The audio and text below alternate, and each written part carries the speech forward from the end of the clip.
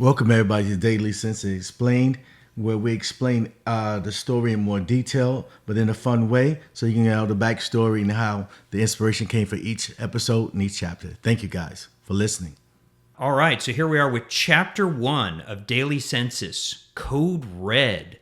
So since it's the first episode, could you all give us just a little intro into this story? Now, I know people have heard episode 1 by now, but could you just give us kind of just a little overview as to what it is we're looking at with Daily Census? Well, Daily Census is, I want to set the tone, the atmosphere of the hospital during the holidays. I ran hospitals for years, so as a facility director, so I knew exactly during the holidays, a lot of people's not at work. Everybody take vacation time, so it's kind of spooky there at night. You know, it's not a lot of people, not a lot of staff. So I wanted to set that tone that, you know, you're saving light, so it's every other light on in the hallway. It's a little spooky there. Of course, one light needs to be changed. The balance is bad. So I'm setting that tone like, you know, okay, it's New Year's Eve. A lot of people took off, but somebody got to work.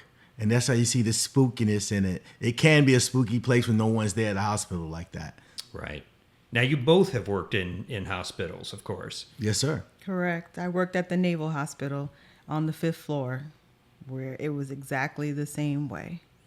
Was this an older building, kind of like what we're feeling in this one? I'm assuming. I get the idea in this is an older building, not necessarily decrepit or falling down, but it is an older structure that the building is. Exactly. Like when I worked in that hospital on the 5th floor, there was an old tale that there was, you know, a secret floor in the olden days where the surgeons did their surgeries by light.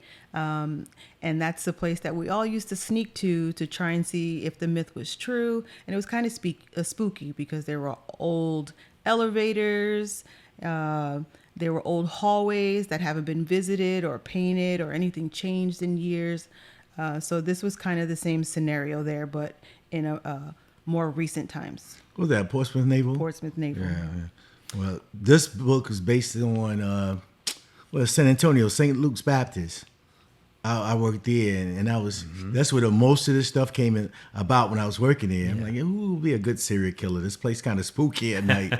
And plus, being the facility director, you knew the whole place back and forth, the basement and everything. So that was the premise of it. So when people read it, they were like, especially they know me, they know exactly what I'm talking about. Mm-hmm. That goes out to you, Tracy Sykes, my old CEO. She knows who this is about her hospital. That's my girl. Shout out to Tracy. And I'm sure if there's anyone else who's ever worked in a hospital during the holidays at night, you know, they can kind of recognize or have same or similar scenarios where they've felt this way or been around some instances where it's kind of spooky. You know the place, but it's kind of awkward in those scenarios.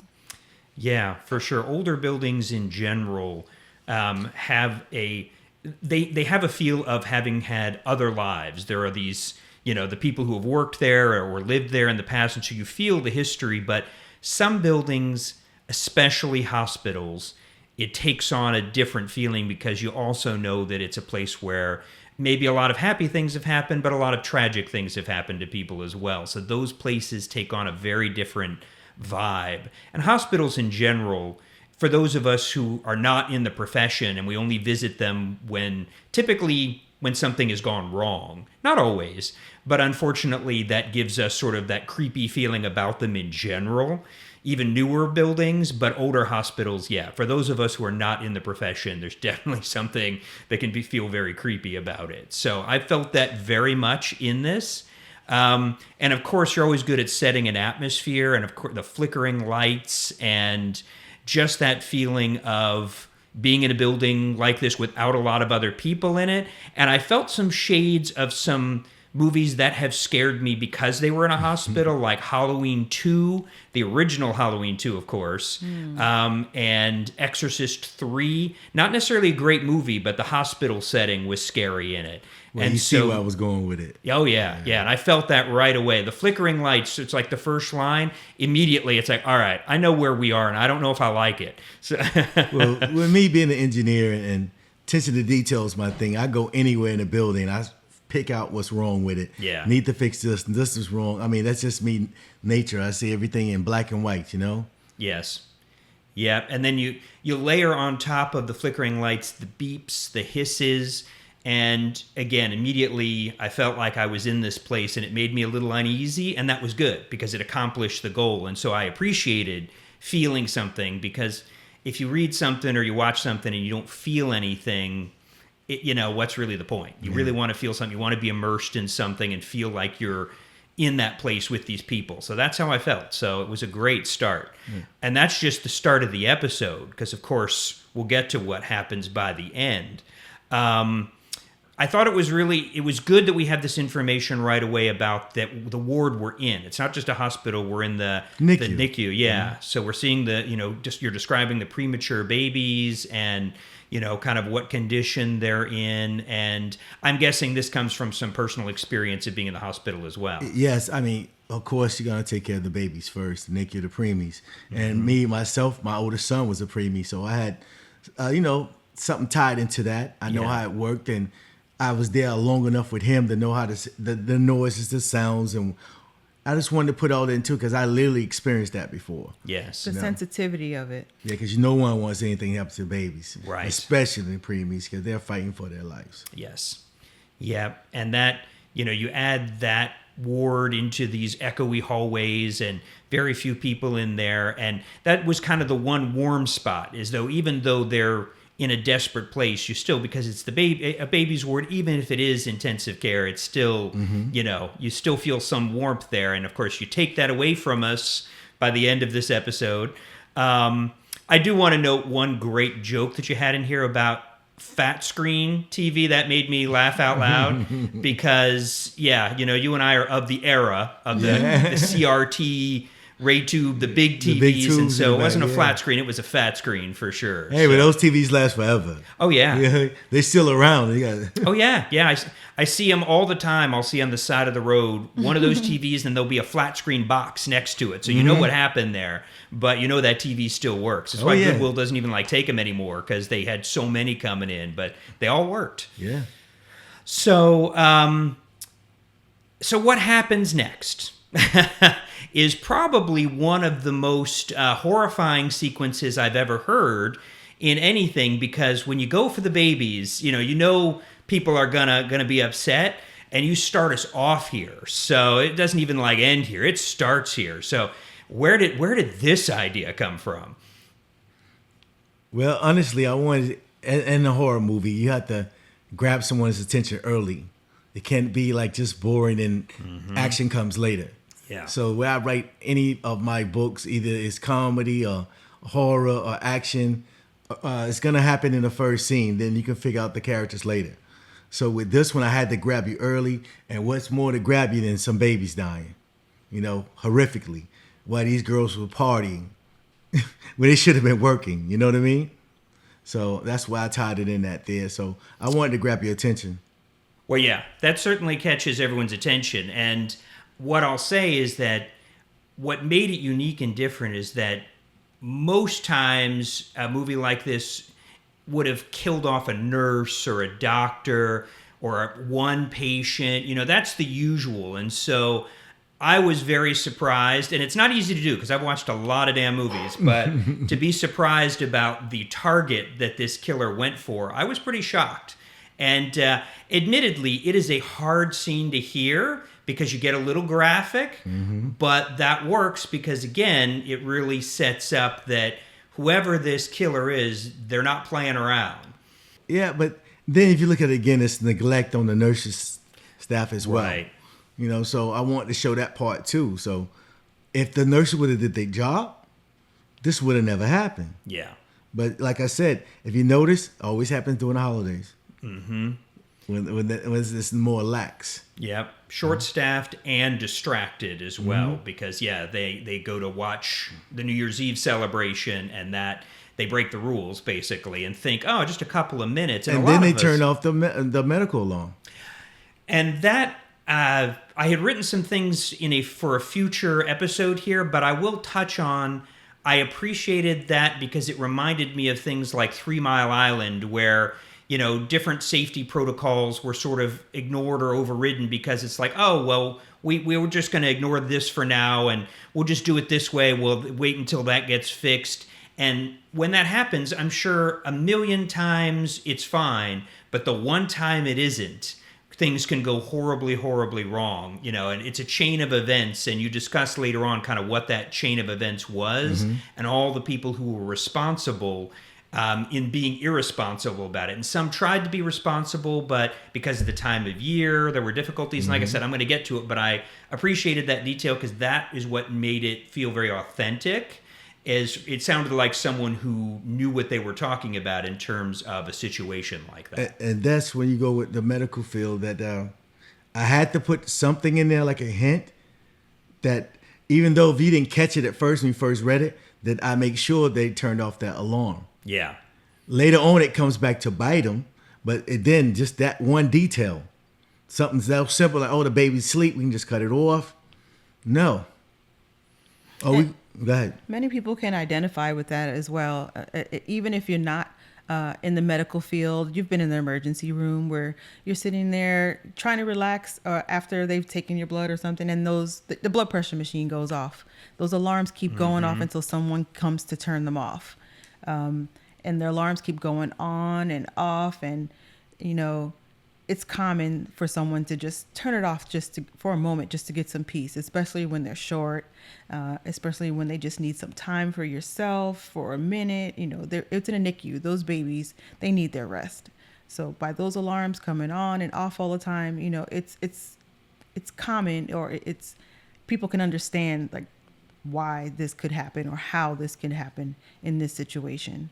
So it's not so unbelievable, I would say. Yeah, we were in the hospital not that long ago, and a machine kept going off because it was, I forget what the reason was, but they would just come in and turn it off. And they even showed us like, oh, if you need to turn this off, just push this button click here. That button right there on the top.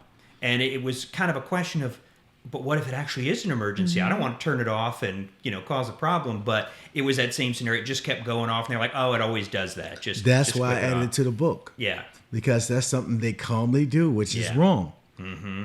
So it makes sense in the end when you read it like, okay, yeah, they did that when it found out later that, that caused some serious, you gave her opportunity to kill these kids. Right. And this scenario is not too far off from reality. Right. Well, that's when years of working in hospitals. Yeah. Because you even note that the killer thinks, well, this is even easier than I thought it was going to be, because they have basically left the children alone, and they've left the machine in a certain state. Everything is just set up for this killer to do their dirty work. Just because they want to celebrate like everyone else. Right. But they did what they were supposed to do beforehand, their checks. So I guess we can play yin and yang here. I love that, but the thing about NICU and being me actually running a hospital, someone should always be in there with those babies. If it's 3 nurses, 2 can go to lunch. 1 need to stay there with those babies. They all 3 decide to go, and that was the downfall. That's unexcusable. And I know at jobs we've all maybe bent the rules a bit, but I've never worked a job where life and death was involved. So you wouldn't know it from some of my bosses, but in the end, no one was dying. So all right, well, that wraps up chapter 1, and I'm looking very, very forward to the rest of this story.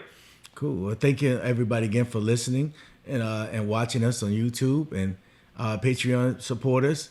And once again, we're going to make sure you guys get the backstory and understand and inspiration where this came from. Thank you all again for watching. See you next chapter. So if you could just please assist us by hitting the like, subscribe, and notification buttons. You can also comment and share our content.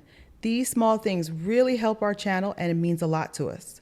That's going to be it for now. Until next time, remember you are cherished by us.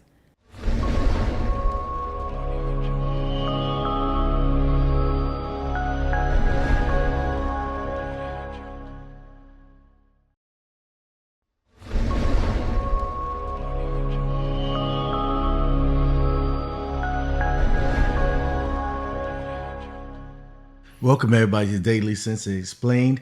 where we explain the story in more detail, but in a fun way, so you can know the backstory and how the inspiration came for each episode and each chapter. Thank you guys for listening. Well, welcome back, everyone, for Chapter 2 of Daily Census, Lies and Damage Control. So, of course, we know that after all the panic of the nurses and them trying to breathe some life back into the children, we know there are going to be things coming down from upper levels here, and this is what starts to happen. All right, so the three nurses, they're meeting with Amber Taylor, the night shift lead nurse, and she's letting them sweat a little bit. Like, she's letting them sit there for a minute, but she has started this discussion, interrogation really with them right away, and so they couldn't get their story straight. She wants some answers right now. But she then, I think she makes a mistake. She lets them get together in the other room where she's trying to figure some things out, and they start getting their answers together. Now, does this come from things that you all have seen before where something goes wrong and people try to get a story straight as to what happened, even though it's not the full truth of what happened? Oh, yes. This even happens with children. You can't even do it with children, yet adults. Adults are just a little bit quicker about it. The three nurses, yes, getting together and one taking the lead with Lisa. They are all, hey, this is what happened. This is what we're going to say. Stick to it. Yes. We all can't lose our jobs here. Yeah. And they definitely try to get their stories together. But of course, they're all in a panic mode, and different people are going to respond differently to emergency situations like that, or horrifying situations. Some are going to be more able to get themselves collected a lot faster. Some are going to be a lot more nervous. And that's what felt real about this, is that the characters were not interchangeable. They each seemed to be, even though this is their only real set of scenes here, each one has their own distinct personality, and I appreciated that. And because, again, some people rise to the occasion better than others do in emergency situations. And you could see that a couple of them actually were doing a really good job of trying to calm the others down, get these babies revived if possible. Mm-hmm. Their training kicked in. And unfortunately, there are going to be dire consequences for all of them because they went to the New Year's party for, 20 minutes or so total. But it still shows you that even when people have made a mistake like that, it doesn't mean they're entirely incompetent, that they know what they're doing. And in this case, they did. They just made a real mistake of not being in that room. One bad decision can ruin your life. Yeah, there's always one who takes the lead. Like you told the others, grab the baby closest to you and start the compressions. Yes. Do what you're trained to do. And that's what happened, but sadly, it was too late. But did you notice how I flipped the characters? The girl was the scary one, and was like, we shouldn't be doing this. I don't feel comfortable with all us going on break together. Yes. But then when shit went down, and the other girl's like, you gotta do that in the third. She froze. She froze, and then she took over and like, hey, I'm not going to jail for this. Mm-hmm. You better stick to that story. That she ended up being the one telling everybody, we're gonna stick to these stories. I'm not losing my job. I'm not going to jail over this. Right. She went from the quiet, meek, nice one to fuck that. You know what I mean? I'm not going to jail over this. Yeah.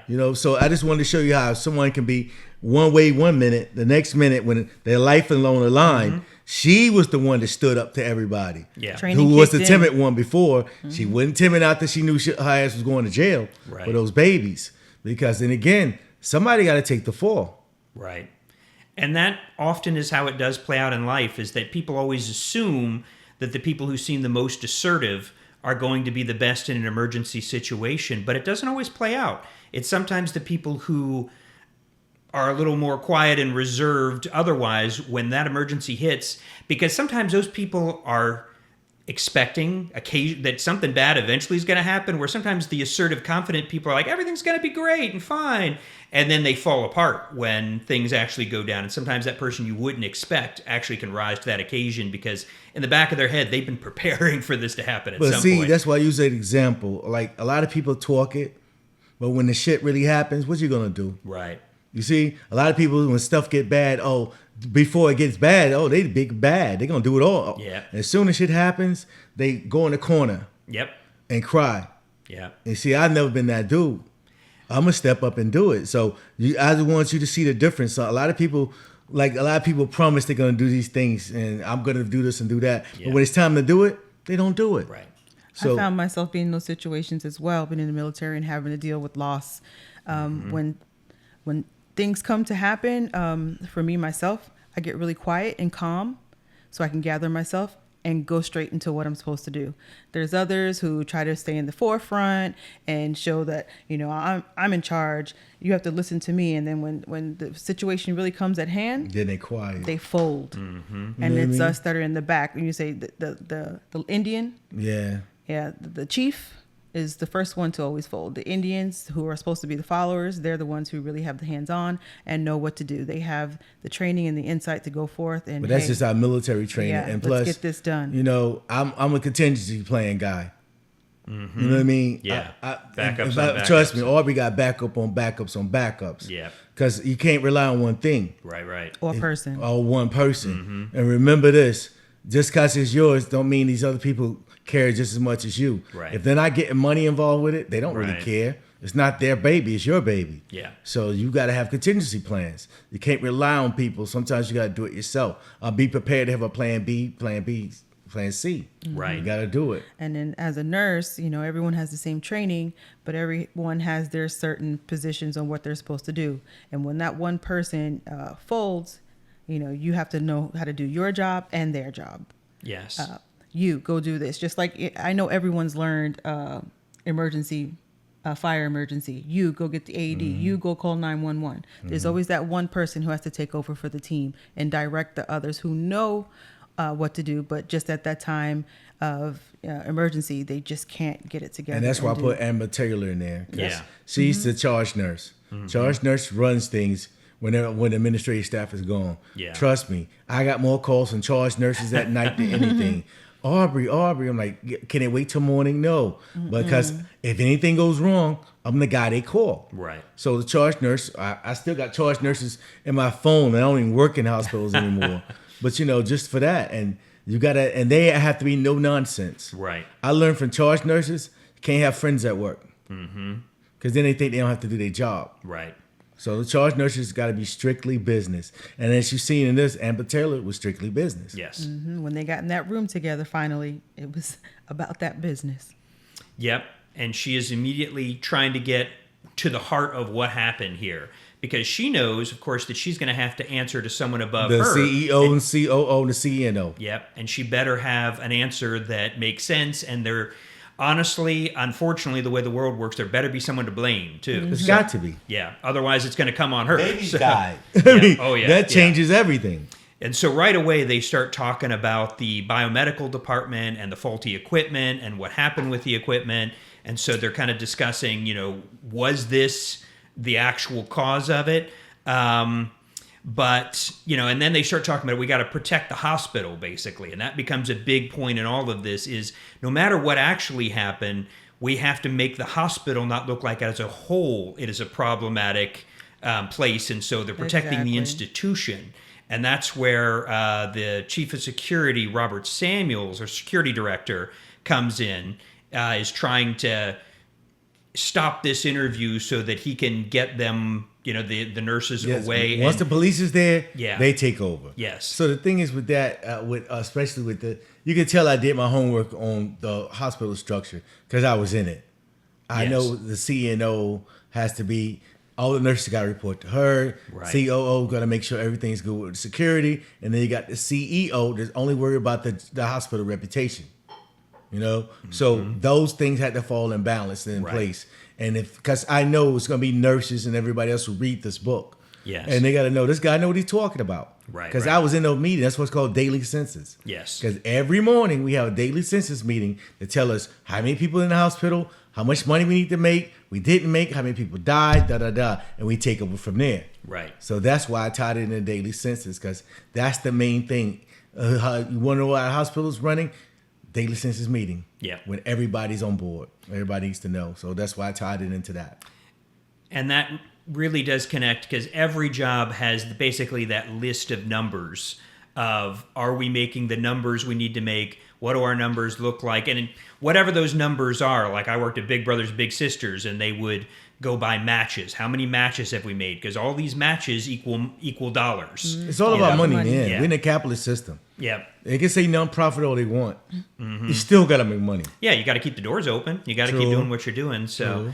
and so there was always a balance there of making sure that you were doing things with heart, but you also were doing things in a way that you were conscious that you still have to have money or you can't help anybody. So there was Then always you see that who balance. when Amber Taylor got them to the interview. Yeah. She had them in there together. Yeah. She knew what she was doing. Yeah.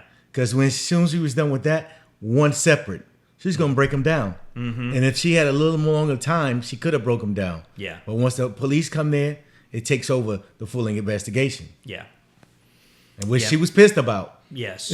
She wanted to get more to the heart of it because she knows, of course, she's next going to have to talk to Nicole Snipes, the CEO. Yeah, Mama run things, yes. Yeah, and if Amber is no nonsense, well then Snipes is at times Can 1,000 imagine. on that. She didn't make the CEO for no reason.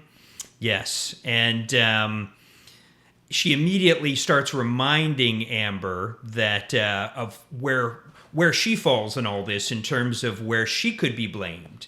And we're going to get into that in the next chapter, is basically looking at all of you are potential scapegoats, and how should I not place you at the forefront of this, and so that's Somebody's gonna take the blame. Process Yeah. of elimination. Yes, I mean that's almost in any job, but that's Yes. when you're in management that level. That's why they always have what they call deniability. Yeah. They don't want to ask too many questions or tell so many directions, so they got deniability. right. So she's putting it squarely on the charge nurse.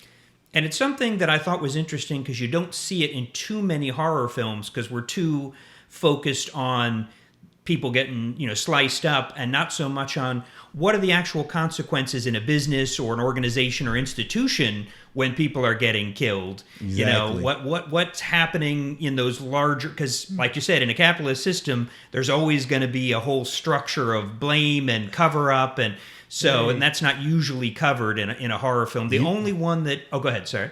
You caught it, and my Aunt Linda caught it in my editing. She said, "Yeah, it's a lot of horror to it, and then it's murder, but it also telling the reality of business as well. It's consequences when people keep dying in the hospitals. Nobody want to go there. Right. You want to have no babies there. You don't want to do anything there, and they can shut it down. So yeah, it all tied in together because actually, in actuality, I mean, I worked in hospitals and I know how it works. Yes. I mean, And- it's about money in the end. And working in a system like that in any business can be a horror story of its own, Oh depending. man, I was a safety officer. I was everything. I did what was it called, orientations every Yeah. week. I did everything on there, man. But I was working 7 days a week. A Yeah. lot of money, but it burns you out. I have to say, a couple of the scarier parts in this book were some of the characters that were not the serial killer. Exactly. Scared me more because they reminded me of bosses I've had and situations I've been in, and some of the exhaustion that we're going to get to in terms of like understaffing. That was horrifying too because I've been there too. A lot of my inspiration in this book was the situation I went through with some of my bosses. Yep. You know what I mean? So yeah, I tied it all in. It was a way of relieving some stress. Yep. The only horror film that I would say covers some of the same ground, and it made me think of it, was the mayor in Jaws and Jaws 2. Because he's just trying to keep the town open. He's just like, shark, I don't, it's not a big deal. It's only one. We don't even know if it. And so I had some of that same feeling where they're like, let's not talk about it because they don't even know that there's a killer yet. Right. Exactly. They're- They think it's just strictly the girl's negligence. Right. So they're just like, we just need to spin this in the best way as possible. And so, yeah, that was the only other thing I thought of was. But that like was I said, smart was on the that- killer too. Mm-hmm. Very smart. Especially when Yes. they didn't even know there was a killer yet. Yeah, exactly. Exactly. But see, New Year's you can do it on the holidays.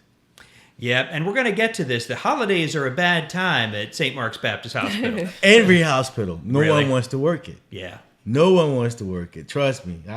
I used to have bad guys. Come on, man, you want to work? Get double time, triple time. I've already got it off. If Well- it's a union involved, you really can't do anything about it. Right. And that comes in later, too, is there was a lot of realism in terms of what you can and cannot do Yeah. per union and HIPAA and all those things, especially in a hospital. But So, see, that's again, it had to show that I really worked in hospitals. Yeah. And I had to really explain it correctly because people like my wife who've been in the hospital, still Right. working in the hospital, they know that's going to be bullshit. And the hospitals don't work like that. Yep. Right. You know what I mean? So when they read mine, like, oh, he know what he's talking about. Yep. Yep. It's like my There's a lot of research. Yes. Yeah, and it's like my wife watching like legal shows and Law police and shows Order. and stuff. Like she knows what Yeah, she's like. yeah, That's yeah. no, that's all wrong. Some people you can't bullshit. Yeah. You know, so I wanted to make That sure. doesn't happen. I wanted to Right. make sure with this, they're like, okay, yeah, it does. I can see that happening. Yeah. Wait till you see the animation. Oh, I look forward to it. But it's very relatable that way. Even if you haven't worked in a hospital, you've had this boss. Yeah, you had You've that been one in this boss was a situation. dick. Yeah. You know what I mean? Everybody had one. Or two. Or more. All right. Well, we're going to continue with the fallout here in the next chapter. So, it goes from bad to worse for some people. Yes, it does. And we just want to thank everyone for taking the time to listen to Daily Census, Chapter 2. And we'll go ahead on to the next chapter. We'll see you there. Thank you, guys. So if you could just please assist us by hitting the like, subscribe, and notification buttons. You can also comment and share our content. These small things really help our channel, and it means a lot to us. That's going to be it for now. Until next time, remember you are cherished by us.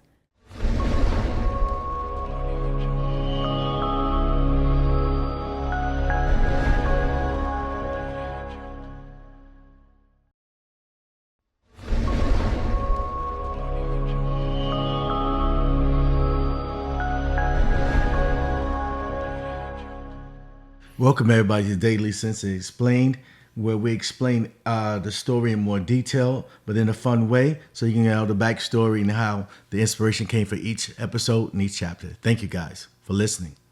So welcome back, everyone, to Daily Census Explained. We are on Chapter 3, Nicole Snipes, which we're going to get to her in a minute. But before then, we're going to talk about the sponsor of these episodes a little bit. So could you tell us about Fond Recollections, which, like I said, we have the intro and it explains on each of these. But could you tell us a little bit more about the company? Yeah, Fun Recollections is one of our sponsors for this Daily Census Explained. And what they do is they sell memorial plaques with QR codes on it, which you can put your name or photos of your loved ones or your pets, whatever. They sell cremation urns.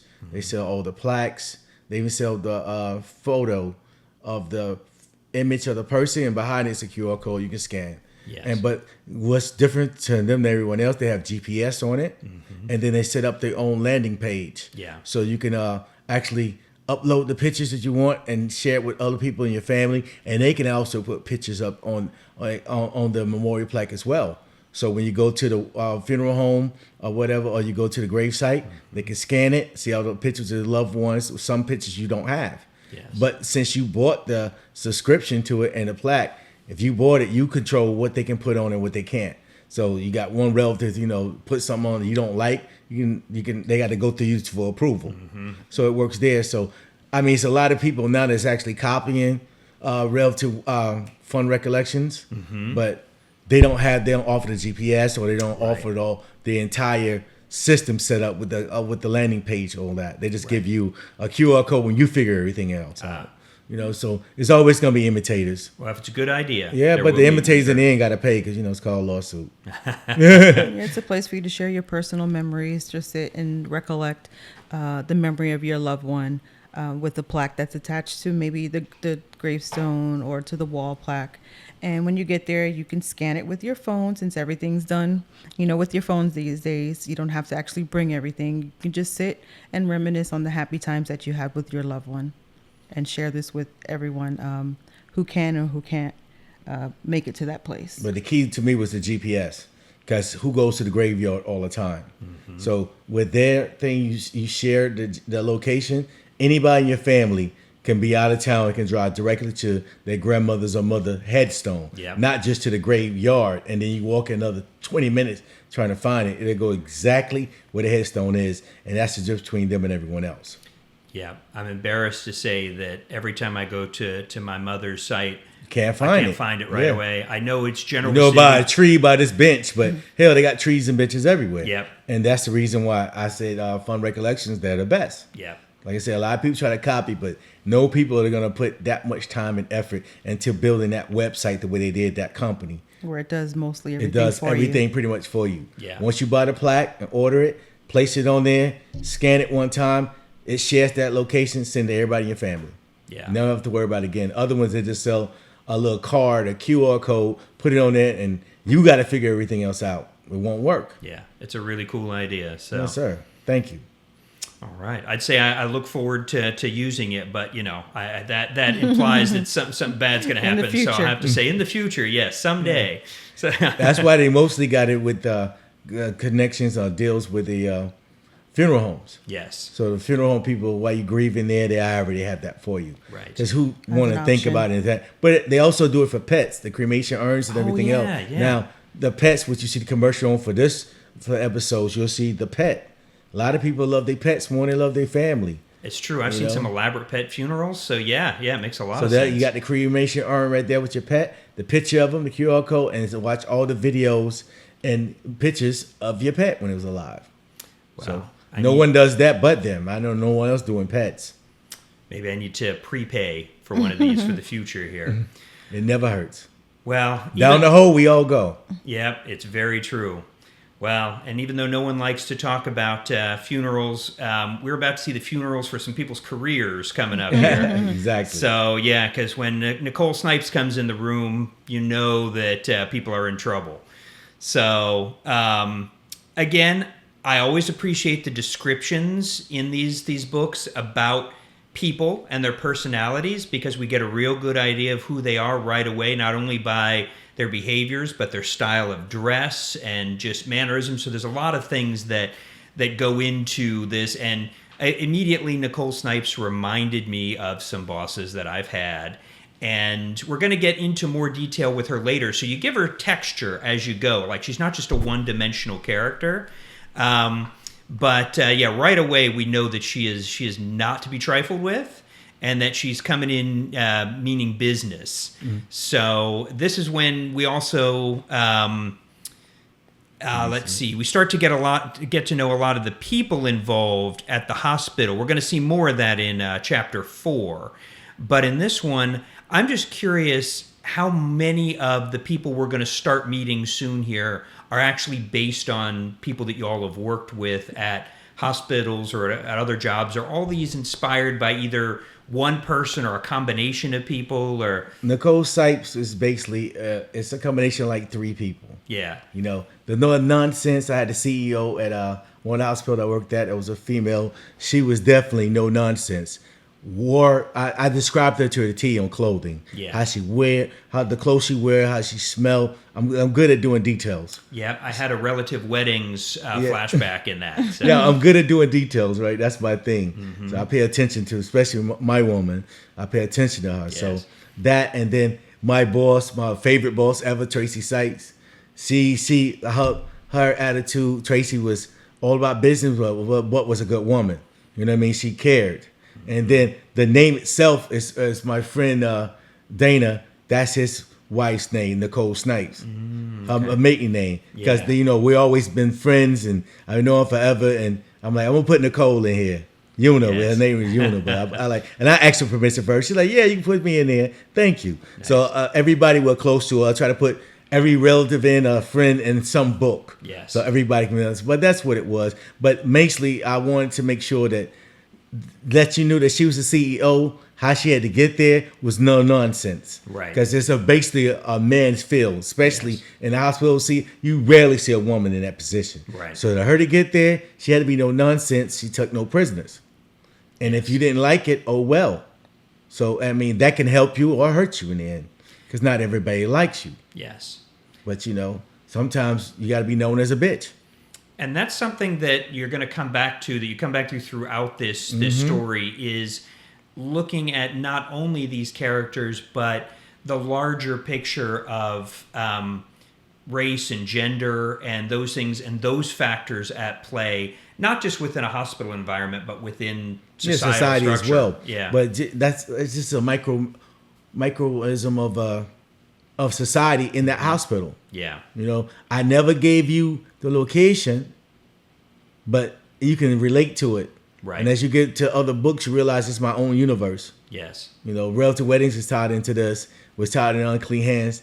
They all in the same town. People just didn't realize it till later. It's like, what is it, Stephen King Exactly. with Castle Rock. Exactly. They always, the girls from Relative Wedding actually worked at this hospital.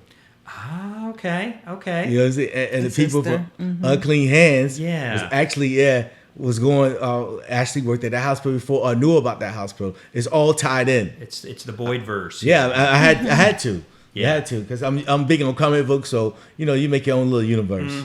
Which comic books I'm gonna be doing that next? Nice. Well, like I was saying about the larger picture here, I did appreciate that you got into talking about, like, as a woman, she's gonna, as someone who is ambitious and working her way up this, she's gonna be perceived as bitchy and